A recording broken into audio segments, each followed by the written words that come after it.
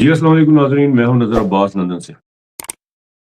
پاکستان میں عمران خان صاحب کی صورتحال کو لے کے بہت سارے مقامات پر اس وقت دھرنے دیے جا رہے ہیں، روڈ بلاکس ہیں اور احتجاج کیا جا رہا ہے۔ اسی طرح پوری دنیا میں احتجاج کیا جا رہا ہے۔ امریکہ میں احتجاج کیا گیا۔ امریکہ کے نیو یارک کے اب تک کے جتنے بڑے بڑے احتجاجوں سے احتجاج ہوا، لوگوں کی بے چینی بڑھتی جا رہی ہے۔ عمران خان صاحب کی صحت کو لے کے لوگوں کی جو خدشات ہیں وہ بڑھتے جا رہے ہیں۔ ان خدشات کو تقویت ایسے بھی مل رہی ہے کہ اسٹیبلشمنٹ کوئی انڈیپینڈنٹ معائنہ عمران خان صاحب کا کروانے کو تیار نہیں ہے، ان کے معالج سے ملاقات کروانے کو تیار ہے۔ یہ اس بات کو تقویت دیتی ہے کہ انہوں نے عمران خان صاحب کو ایسی چیز دی ہے جس کو ان کو خطرہ ہے کہ یہ خان صاحب کی یہ جو صورتحال ہے وہ باہر نہ آ جائے، پتہ نہ لگ جائے کہ آصف منیر نے کس قسم کا زہر دلوایا، کس قسم کی ان کو پوائزننگ کی ہے۔ اس بات کا دنیا کو پتہ نہ چل جائے۔ اس بات کے ڈر اور خوف سے یہ نہ تو فیملی سے ملوانا چاہ رہے ہیں ان کو، اور نہ ہی ان کو وہ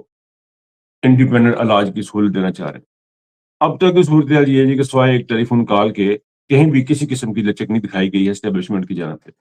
اور دوسری طرف ہمارے جو لوگ ہیں، ہماری جو پی ٹی آئی ہے، وہ لچک پہ لچک دکھانے پہ تیار ہے، جس کا سب سے بڑا ثبوت یہ ہے کہ ہمارے جو پارلیمنٹیرین ہے وہ بہت حد تک خاموش ہیں، وہ باہر نہیں آ رہے یا سامنے نہیں آ رہے یا ایک جگہ پہ بند ہے، جو اویلیبل ہیں وہ ایک کمرے میں بند ہے پارلیمنٹ میں یا کے پی کے ہاؤس کے اندر بند ہے۔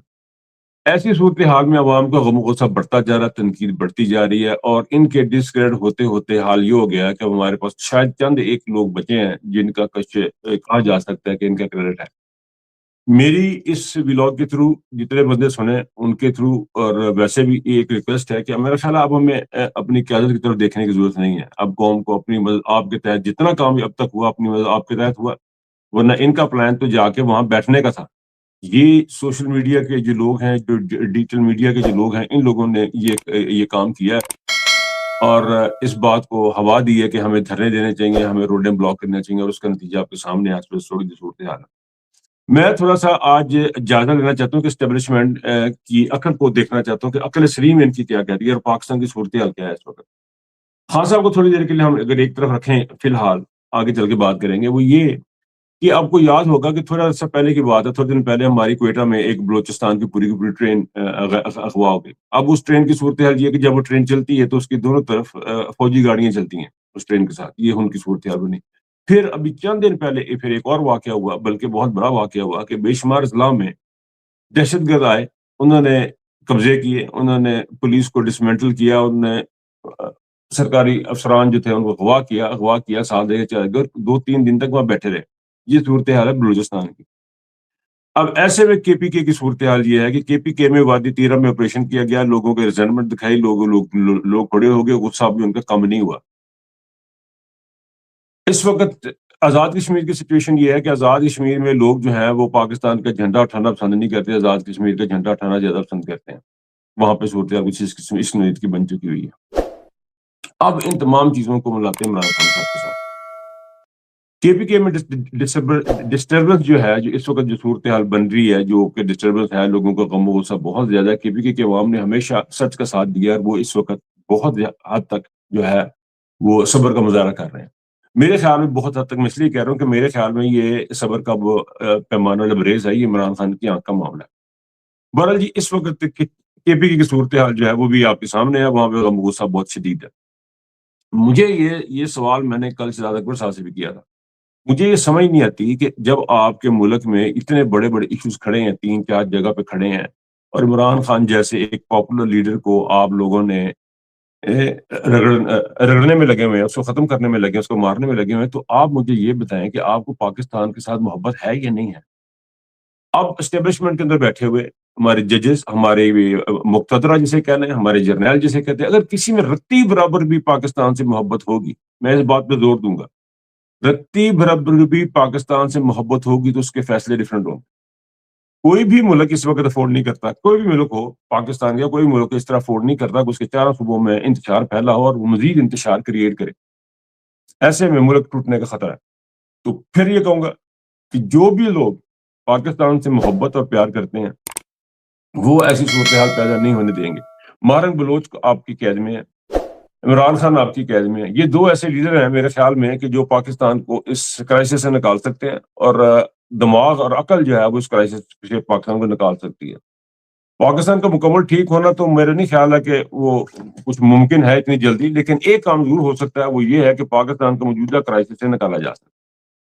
اب اگر ہماری اسٹیبلشمنٹ جو بیٹھی ہے، مقتدرہ جسے ہم کہتے ہیں یا جرنیل جسے ہم کہتے ہیں، آسم منیر کے اندر اگر رتی برابری، پھر دوبارہ سے تیسری دفعہ کہہ رہا ہوں، یہ رتی برابر بھی اگر پاکستان سے پیار ہوگا تو میرا خیال ہے عمران خان کی معاملات کو ڈیفیوز کیا جائے گا.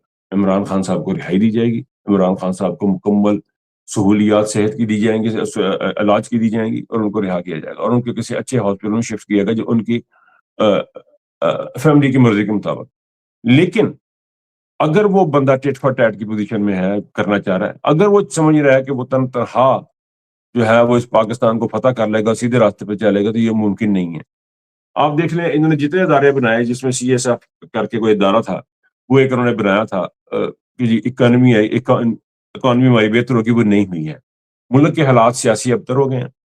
ملک کی اس وقت پوزیشن یہ ہے کہ جی آپ کا روٹی کھانے کے نہیں لوگوں کے پاس، معاشی حالت آپ نے خراب کر دی، اقتصادی حالت، معاشی حالت، مورلی آپ دیکھ لیں کہ آپ نے لوگوں کو گانے بجانے پہ لگانے کی آپ نے کوشش کی، ان سے یہاں تک کہا گیا کہ شور نہیں تو روٹی چاہیے، روٹی سے پیٹ بھرتا ہے، شور سے پیٹ نہیں بھرتا، اس قسم کی باتیں بھی کی.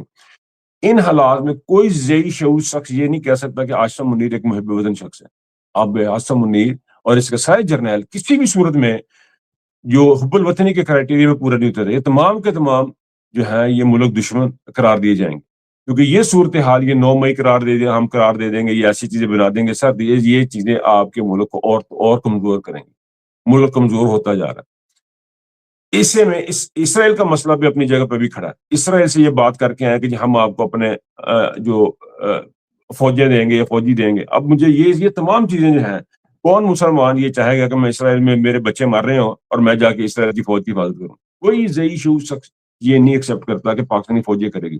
لیکن پاکستانی فوج نے اب تک جو ٹارگٹس جو اچیو کیے ہیں، ان میں یہ ہے کہ اپنے بندوں کو گولی ماری. یہ بہت بڑا سچ ہے، یہ بہت بڑا سچ ہے کہ برے والا میں اور اسلام آباد میں ان لوگوں نے پاکستان کی عوام پہ جو گولی چلی ہے فوج نے چلائی ہے. یہ حقیقت ہے اور اسی بنیاد پہ ان کو آگے جا کے ملا. لیکن پھر بھی میرا نہیں خیال کہ فوج میں ایک بڑی تعداد ایسی ہے جو یہ چاہتی تھی کہ وہ گولی چلے، اور یہ چاہتے ہیں کہ لوگ مارے جائیں، وہ چاہتے ہیں کہ ملک ٹوٹ جائے، کیونکہ ملک ہے، سب کچھ ہے.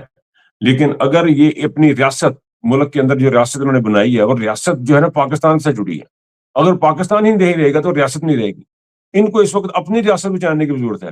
پاکستان کے another state with in state بنی ہوئی ہے، پاکستان کے اندر ایک ریاست بنی ہوئی ہے، اس ریاست کا نام ہے پاک فوج. وہ جو ریاست ہے اس کو بچانے میں بھی ان کو پاکستان کو بچانا پڑے گا. بہرحال ان کو بچانا پڑے گا. ان کا انٹرسٹ اپنی ریاست کے ساتھ ہے، ان کے بحری ٹاؤن کے ساتھ ہے، اپنے بزنس کے ساتھ انٹرسٹ ہے، لیکن وہ بھی تب بچیں گے جب پاکستان بچے گا. تو بات یہ ہے کہ اس وقت عمران خان کی جو صورتحال ہے وہ بڑی ہی غور طلب ہے اور بڑی ٹینشن مانگتی ہے.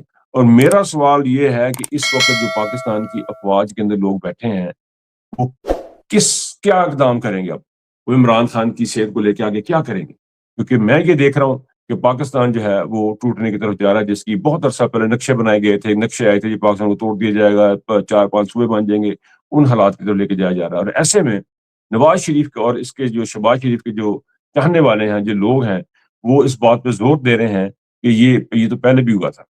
اب ان میں سے ایک چیز یہ اس نے سہیل بڑائی صاحب نے کی، نیلسن منڈیلا نے بھی گوروں سے مذاکرات کیے تھے، بالکل کیے تھے سر گوروں سے مذاکرات.